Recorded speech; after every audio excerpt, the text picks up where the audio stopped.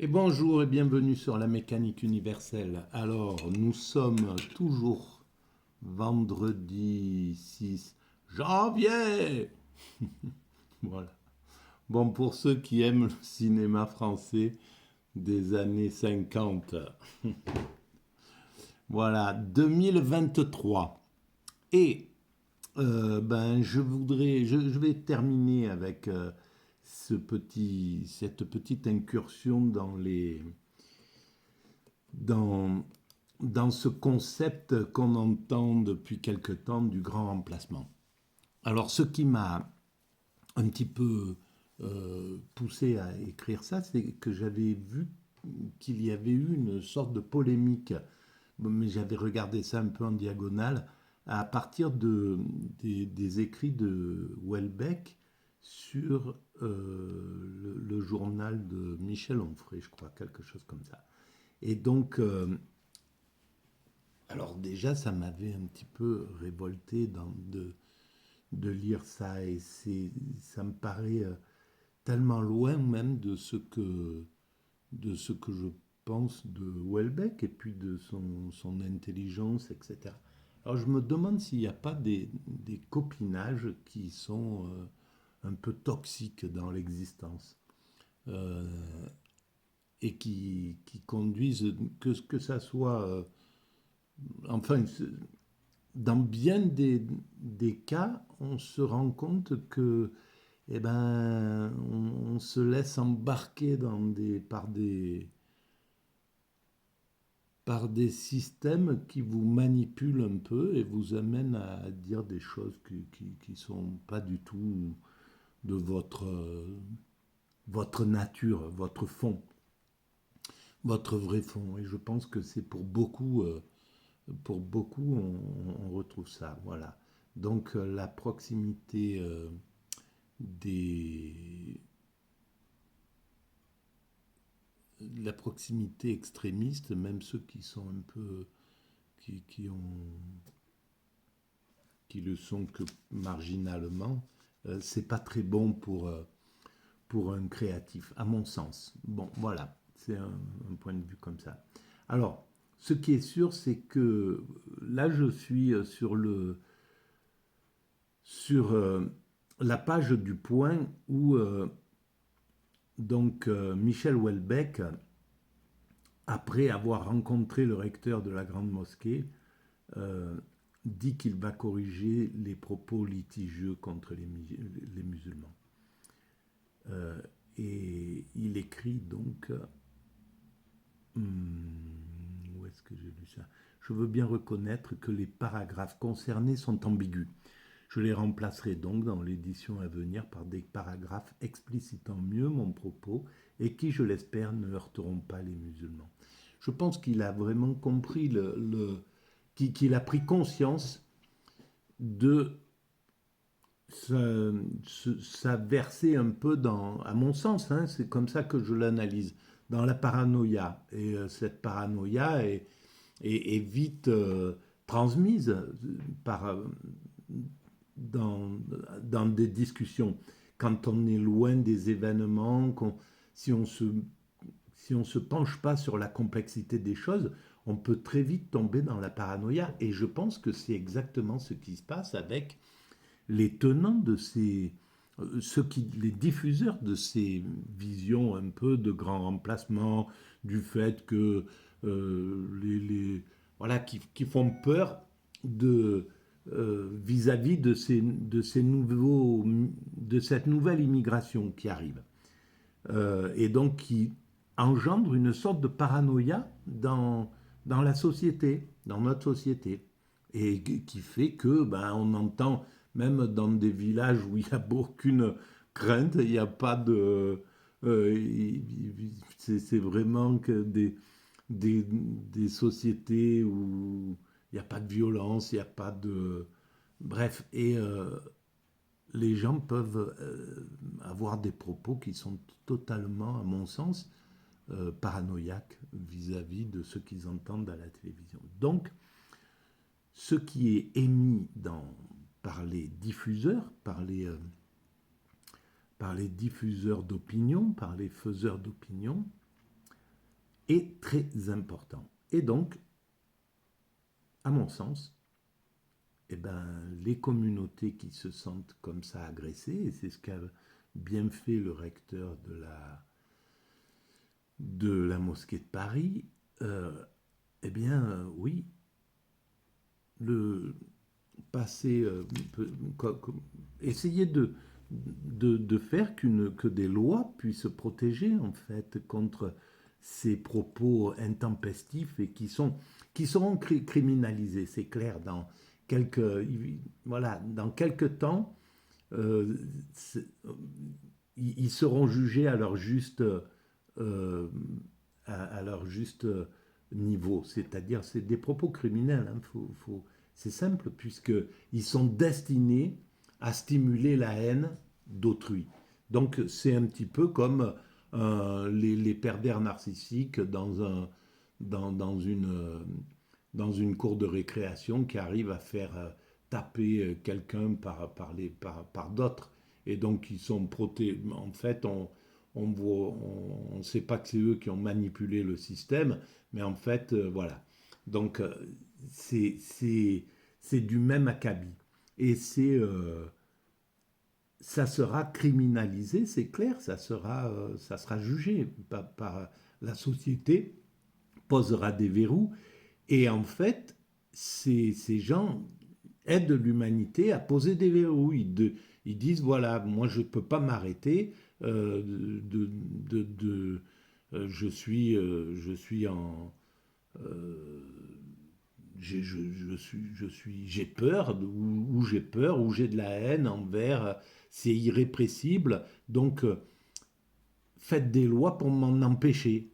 Voilà, c'est comme bien souvent des criminels ont, euh, vont, vont faire le pire pour se faire arrêter par la justice, parce qu'ils ne peuvent pas d'eux-mêmes s'arrêter, ils ne peuvent pas d'eux-mêmes maîtriser leur truc. Et donc, grâce à ça, ben, il y aura des lois qui vont être émises et on réduira le niveau de racisme, d'islamophobie, etc., etc. Parce que c'est totalement paranoïaque.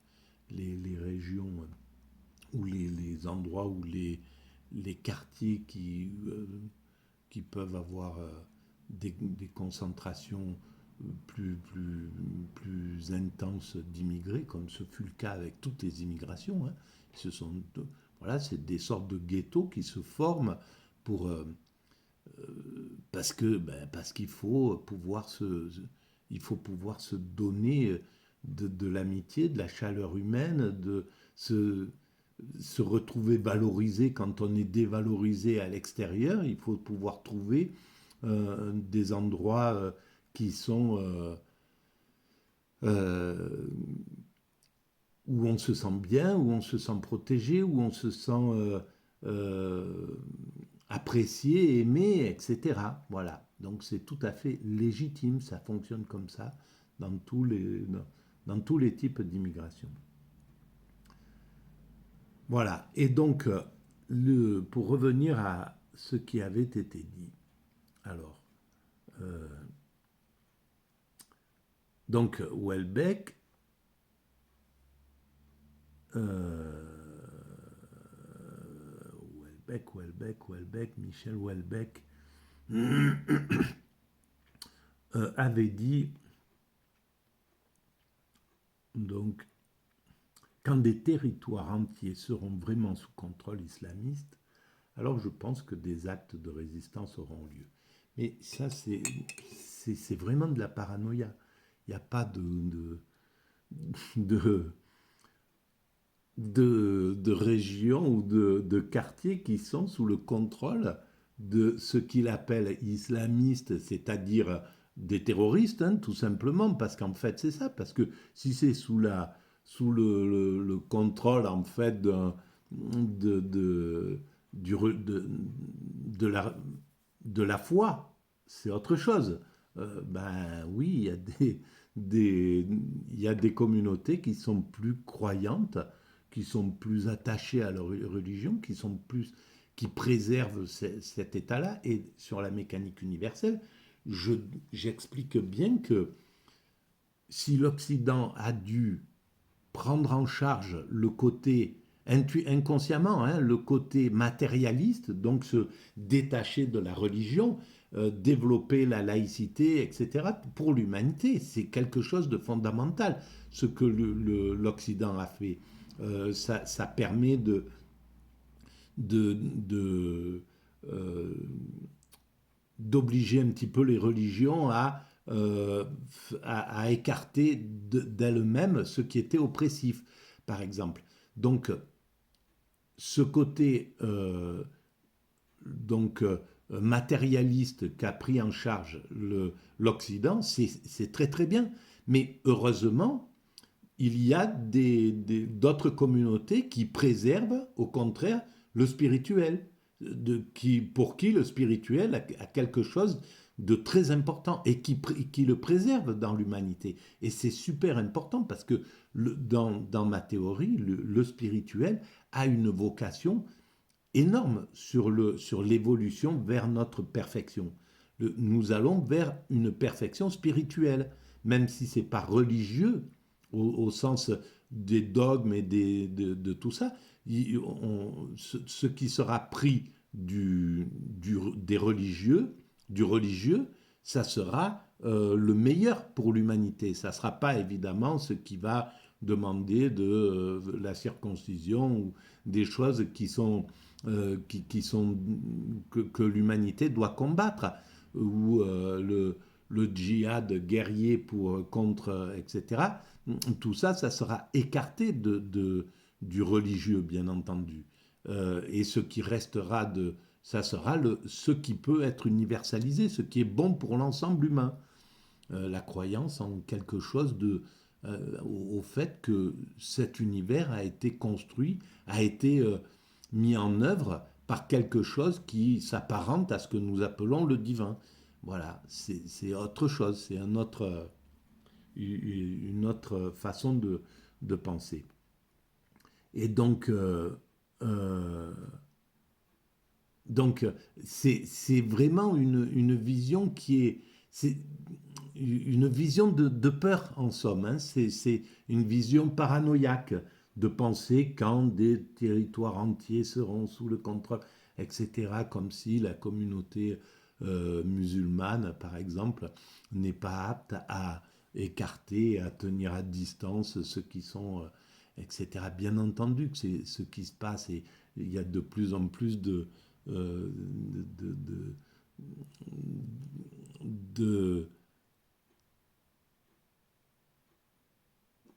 de, d'esprit critique qui se passe dans les communautés, évidemment.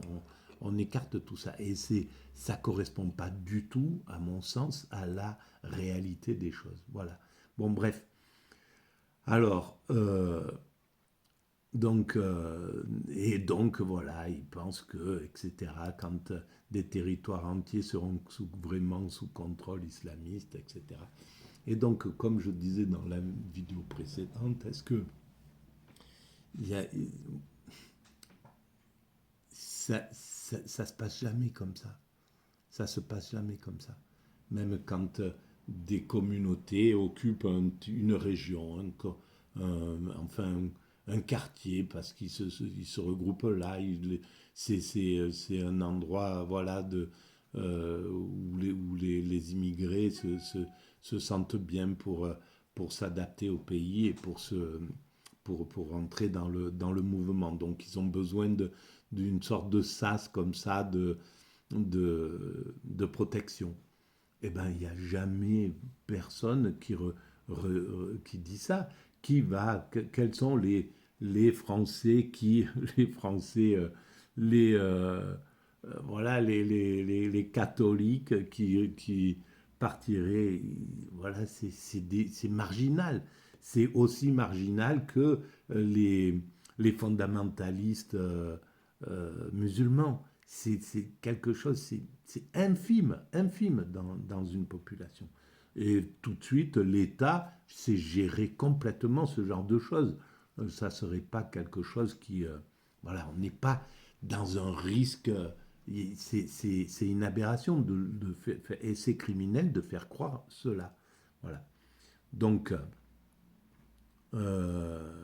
et tout le reste qui est écrit. Et donc, il va, Michel Houellebecq dit, euh, dit qu'il va changer ça pour d'autres, qu'il va changer ces passages-là. Hmm, où est-ce que c'est?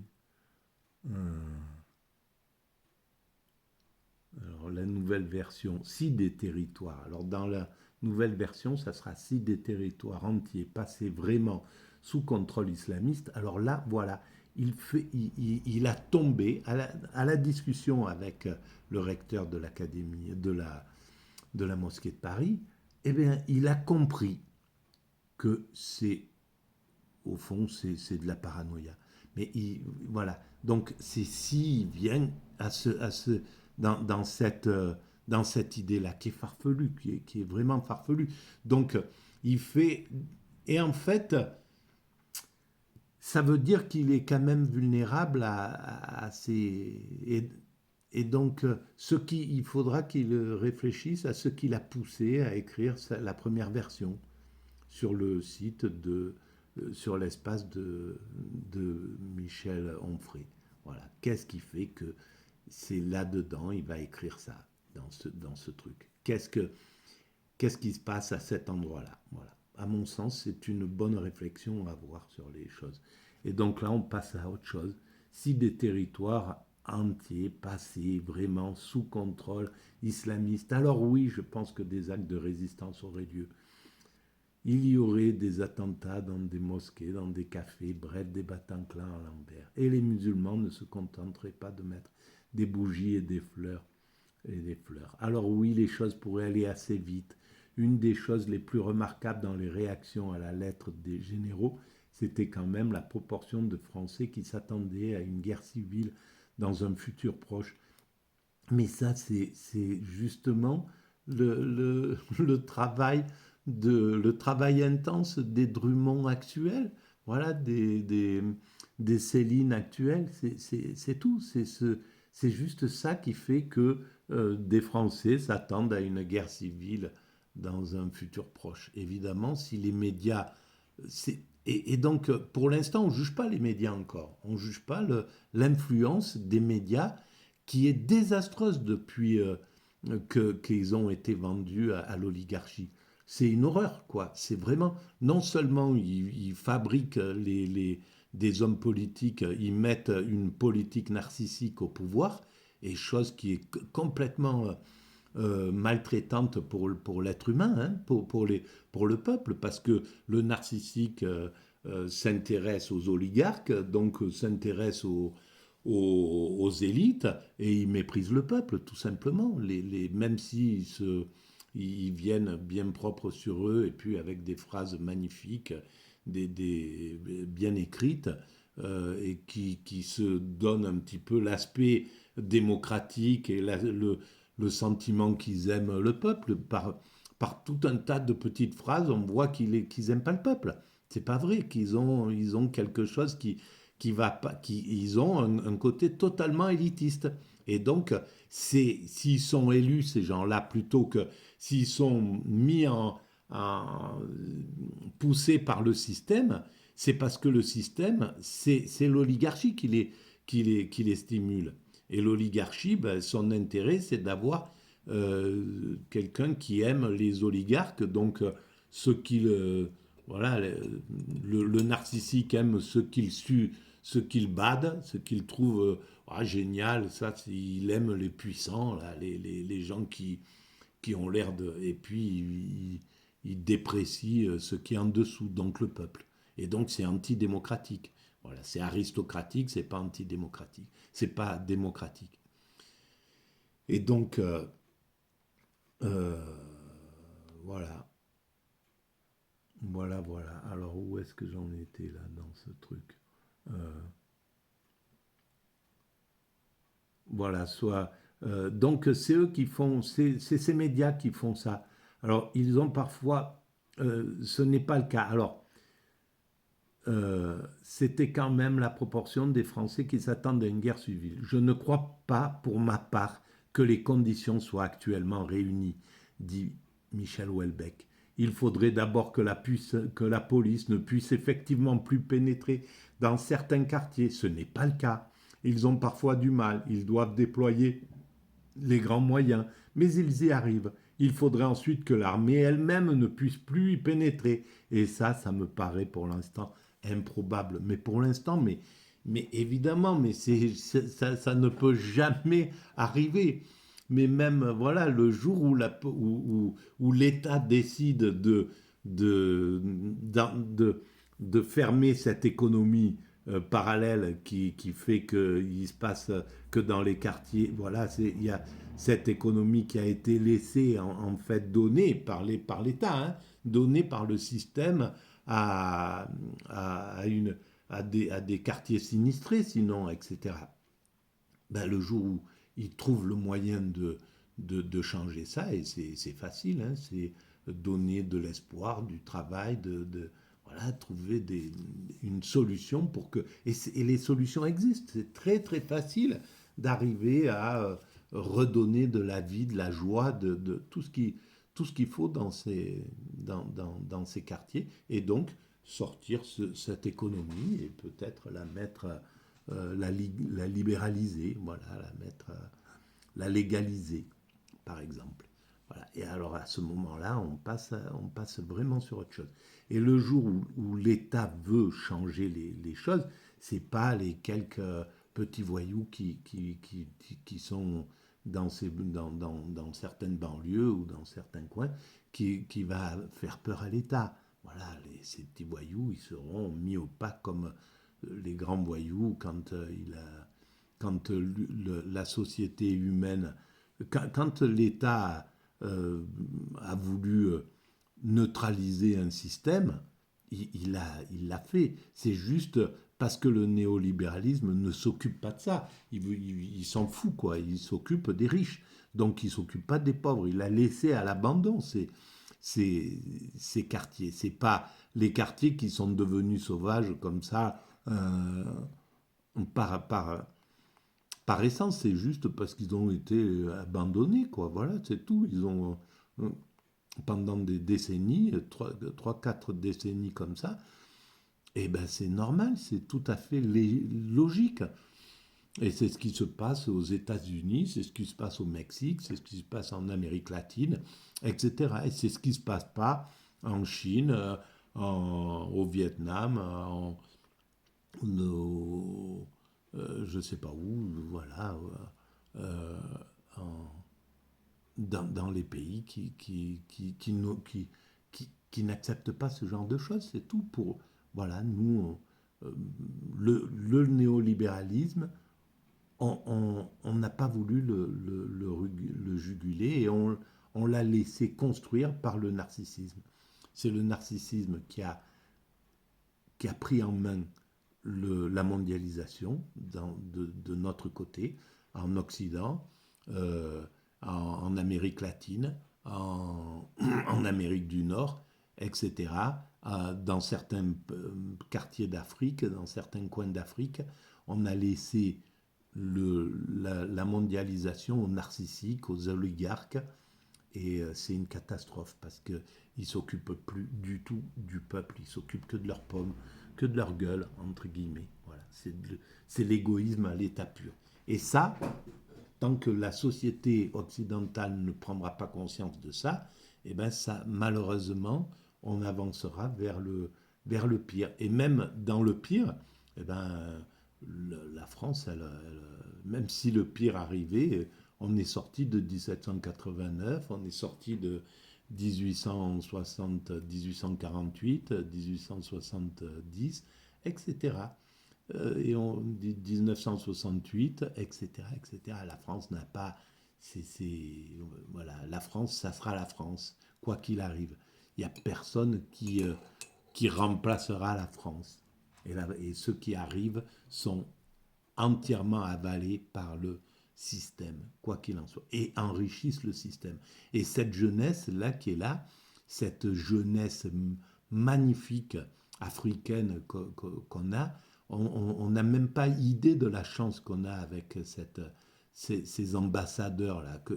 Ils devraient, voilà, le jour où on comprendra la richesse qu'il y a là-dedans et l'intérêt qu'il y a à leur donner toutes les chances possibles pour pouvoir donner le meilleur d'eux-mêmes à ce pays, ils sont intelligents plus que tout, ces jeunes-là.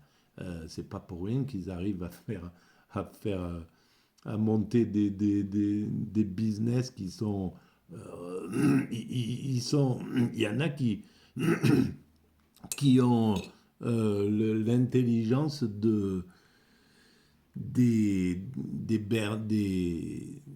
Bernard Arnault, voilà, des Bernard Tapie, de tous ces types-là, de ces grands patrons d'industrie, là.